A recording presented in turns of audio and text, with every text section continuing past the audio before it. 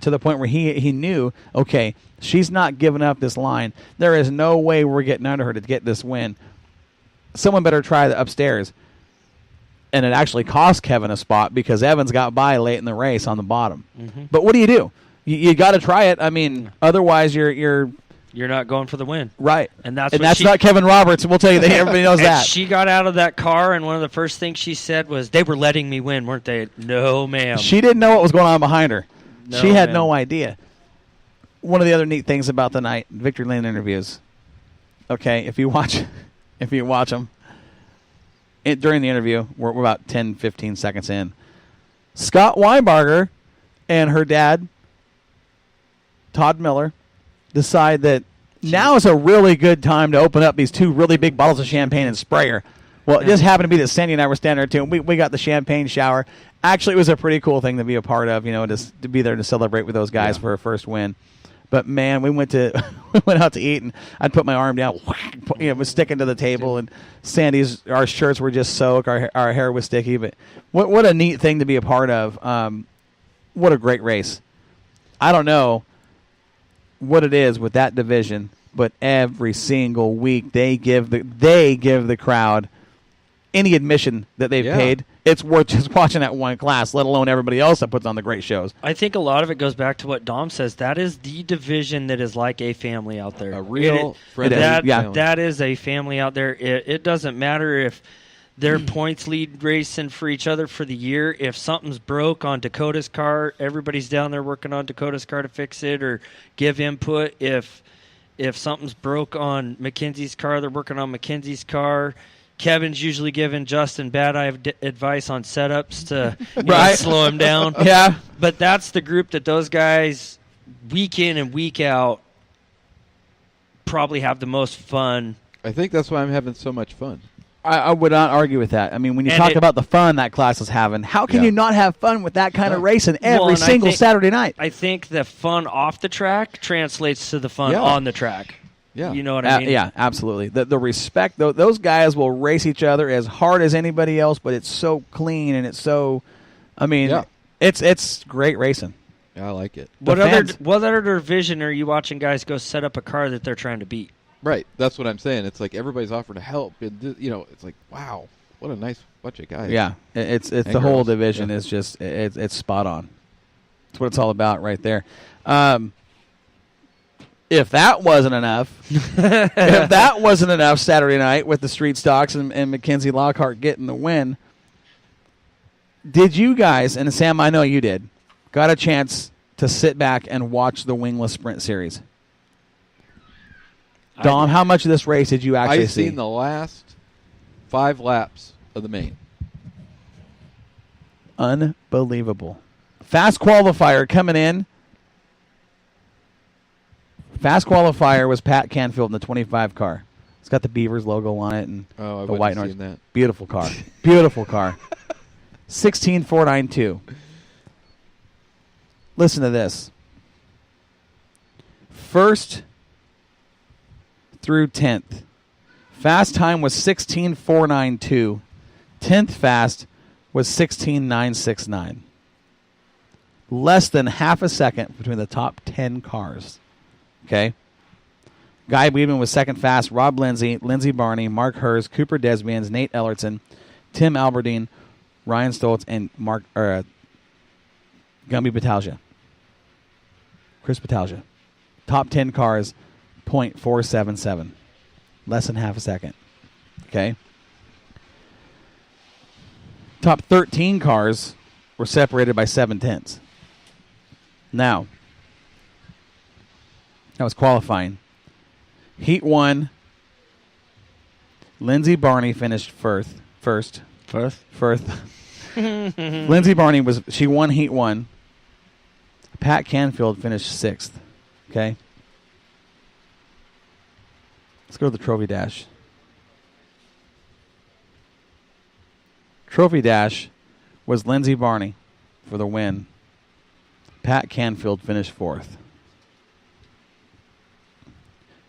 Main event rolls around. That's just 1 second, though. You know how many... I don't really hang around with this group much. I don't get to see them much. Don't know a lot of the faces. You know how many times I heard the phrase just kind of randomly standing there that everybody was saying that's Lindsey Barney's track. You're going to be chasing her for the win. Slick and smooth. Well, who was the one in qualifying that barrel rolled and went down? Yes, that was The 73 car. Ryan Stoles. Actually flipped the 72 car, and that wasn't They brought the qualifying. 73 that out. was in hot laps. Yeah. Hot lap, That was in hot laps. At a turn 4, he touched the wall, and he actually went higher than the front stretch fence. I heard it almost went over. We actually captured it on video. Oh. It was a wild ride, and he went over 3 times, and it was pretty. I mean, I seen him walking back to the pits because he was right across from me. Mm-hmm. They're like, "Get the other car out." I was like, "Wow, that's pretty neat." yeah, he had a tough night. He had a tough night because even in the feature, I think he bounced off everything there was to bounce off of. He was fast, But just having a just had one of those nights where nothing went his way.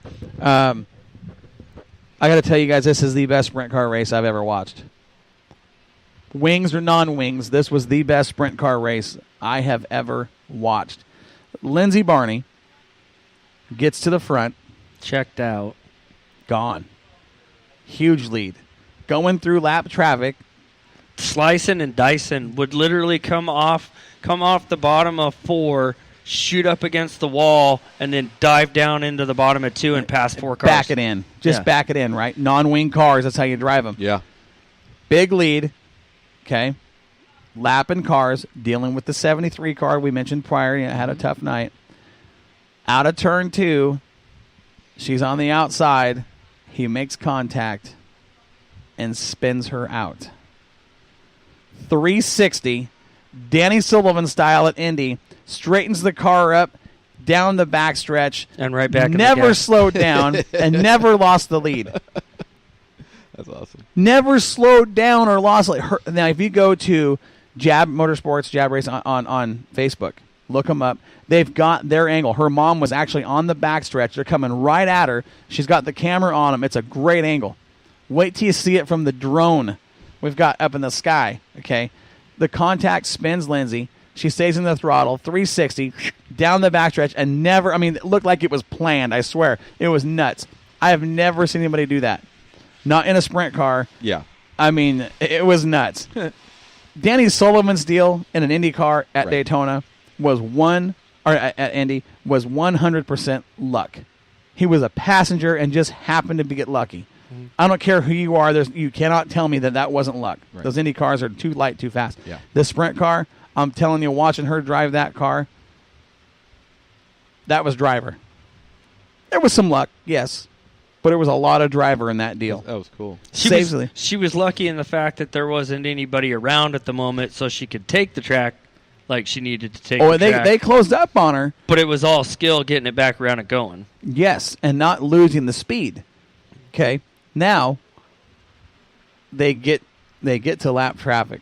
They get to lap traffic, and this is when, and there was probably about 5 laps ago when they got to the heavy part of lap traffic. This is when the race started, because Canfield in the 25 runs up on her, okay, gets to her. He's bumper to bumper with her. She gets by a car, puts a car between them. He gets around him. She's got about a 3-car length lead. She gets to the back of the cars. He runs up on her. Cat and mouse for about 4 or 5 laps doing this. And he's sitting back there in second and watching this, and he's doing, he was driving hard. You watched it. He was driving hard. He had to. He knew that he's going to have one shot. He's going to have one shot to get by that 57 car, and he had to take advantage of it in lap traffic. White flag comes out. He's all over the backside of her, through turns 1 and 2, down the backstretch, into 3, and I'll tell you what he said in his interview here in just a second. Into 3, they go in. He enters high, okay, and it's a run down the hill and a drag race to the finish, okay. I'm up in the booth. It's posted on Moxie. You can go watch it. It was such a close finish. When they crossed the line, it took a little bit of time for the board to light up. And when they did, 25 edged out the 57. Listen to this. And that's happened to her at that track twice. 0, yeah. Bryson James was the other in the heat race, or the dash, whatever it was. 0.027 was the margin of victory. We're talking inches, guys. Inches. When they come across the stripe, And I said, and your winner right at turn number 4, because they were in lap traffic. I thought, there is no way Canfield's going to make this run down the front stretch and pass. It did not. Yeah. I've watched a lot of races, and usually you can see what's going to happen. Okay, I see it coming to the line, and I call her. Your winner in the 57, Lindsey Barney, and they cross the line. Canfield takes his drag race run. I mean, I don't know where he found the stickum, but he got some traction on the ground. And when they crossed the line, I looked up because I was positive from my angle. The 57 got there first. I look up, and the 57 and the 25 flip on the board, and I go, "Oh, your winner, Pat Canfield, in the 25." I mean, I was losing it. The entire, the people that were left were losing it. Mm-hmm. It was, and then it went red. It went red because Nate Ellertson in a borrowed car was flipping down in turn 4 as these guys were crossing the stripe. Right. It was nuts. It was because everybody's looking this way and everybody looks to the left. It's like, oh, that's no good. Yeah, this is bad. Okay, they crossed the stripe. I'm pumped. I'm talking about it. I'm talking about the 57, the 25, the run, the race, the pass. I stopped to collect myself and grab a breath, and I look over in turn 4, and this is, we're talking disaster. 30, 40 seconds after the finish. I look over and I'm like, who flipped? I don't even know what's going on down in turn 4 because I was worried about, I was watching the 57 to 25 and talking to the crowd. We got it over there and it ended up being Nate Ellertson and Rob Lindsay's car. That car has had some bad luck this year because qualifying lap number 1 last time they came, they got into the wall in turn 4 and flipped, and turn 4 again at the last lap of the feature flips, and just a bad night for the 20. Yeah. I mean, he was running actually 5th. He was running 5th when it happened. So it ruined. I mean, he was, half a straightaway away from finishing 5th. Hadn't been in the car in that car ever, and it's been a couple years since he's been in the car, but had a great run going. But Canfield was your winner. Lindsey Barney was second. Rob Lindsay was third. And that 23 car was right there in the mix there towards the end stages. He was fast. Mark Hers in the 28 was 4th. Tim Alberdine, who won race number 1 at Willamette for this division, was 5th, and he started deep in the field. Batalja, Cooper Desbians. I want to talk about him for a minute, the 4D car. Normally a guy that runs with the wing. Mm-hmm. Normally. Now, they take the top off a couple times a year. We talked about him kind of in a short little pit cruise that we did. I talked about him on the mic. This is a very, very talented young man, Cooper Desbians. Okay? Normally at Cottage Grove. This is a kid, just like Lindsey Barney, that you will see on the national scene. Let me say that again. You will see those two drivers on the national scene, okay? Early stages, Desbians starts on the front row and jumps out to a huge lead. He's got a half a straightaway lead. Just checked out. Car looked perfect. He was flying. When I saw him on the front row, I thought, this is going to be tough to beat. I know this kid can drive. Turn 3, all by himself, gets in a little hot, spins the car. Heartbreaker, because at that point, and I think it was only like 6 laps in, he had the better part of a straightaway advantage. Nobody ahead of him. Clean racetrack. Spun it out. Talk about a heartbreaker. I mean, it's one of those deals where you just kind of go, you feel bad for the kid. Yeah. Because he was looking really good, had a real chance to win this, and then something like that is. But you guys saw. Dom, you were on the track. You know. Yeah. That's a slick. Yeah, all that heat and wind.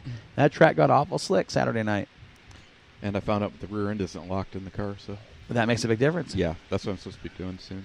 Yeah, well, it's already 7:30. We got about another half hour left.